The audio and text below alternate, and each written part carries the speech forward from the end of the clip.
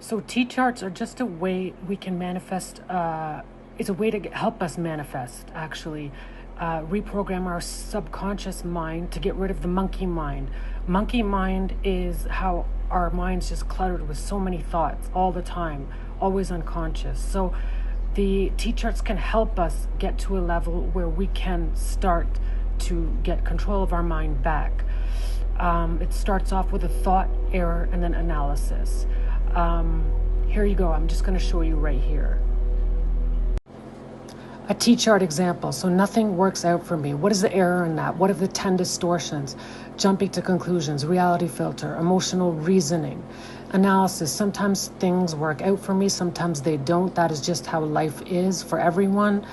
There are many times things actually work out for me, but I tend to focus on the negative. So that's just an example of how T-charts work. And we do this every day to reprogram our subconscious mind to get it to a better level so we can start manifesting better. So that's just the basics of how T-charts work.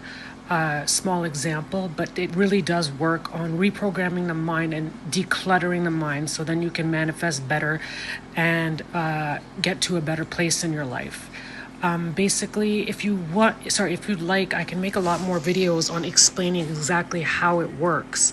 But you do it in the morning, preferably, maybe 10-15 minutes each morning, and then you'll notice that you won't have a cluttered mind as much, and you won't have those distortions constantly, and you'll just get better and better. And then you just do it once a week, once every 2 weeks, a couple times a month, and that's how it works. I left a link in the description, and let me know what you think.